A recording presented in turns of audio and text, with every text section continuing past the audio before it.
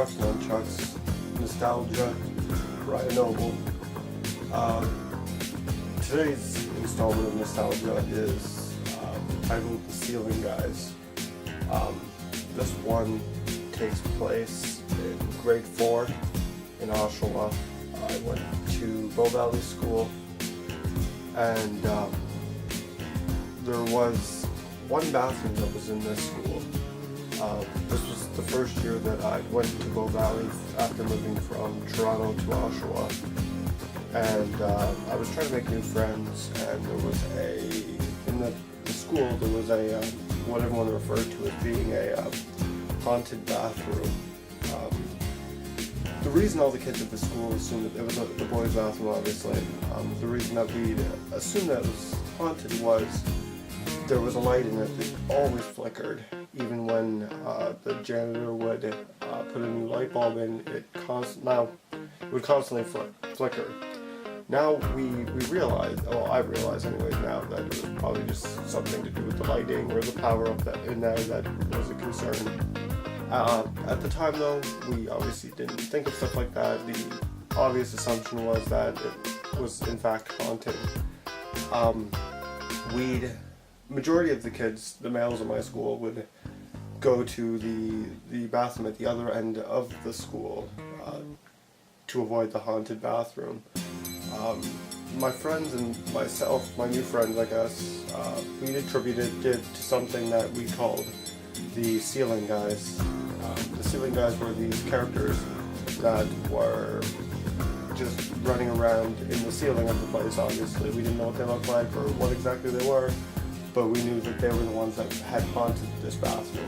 Now, we decided that the reason nobody would use the restroom, outside the fact that the light would flicker, was that if you were to use one of the stalls in there, the Ceiling Guys would come down and grab you and bring you into the ceiling, and we didn't know what they did, but you were gone.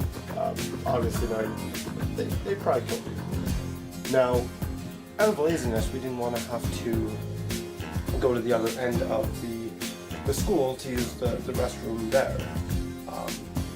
So the gods of this bathroom, the Ceiling Guys, ones that smited whoever would use it, we had to find a way to appease them. Now, the way we decided to do this was to, I don't know if anyone remembers, I think they still exist, but there was the fruit by the foot. I think they're like 3 feet long, kind of like fruit roll sort of deal that you unroll and eat. Anyways, we decided that you had to just basically tear off some of them, go up, lift the drop ceiling up, tuck the fruit by the foot in there, and you could safely use the restroom without being sucked in by the Ceiling Guys. We did this for probably at least 2 more years before we ended up having to go to another school for grade 8. I'm not even sure. I think we tried passing this on. We know that a couple of years after, the kids that followed us once we left there would continue to do this because everyone's lazy.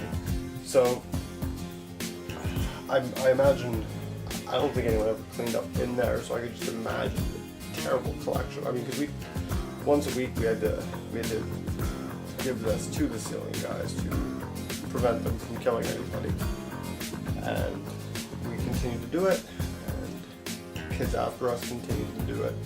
And I'm sure there was quite the collection of disgusting fruit jelly candies that had built up after years and years of this happening.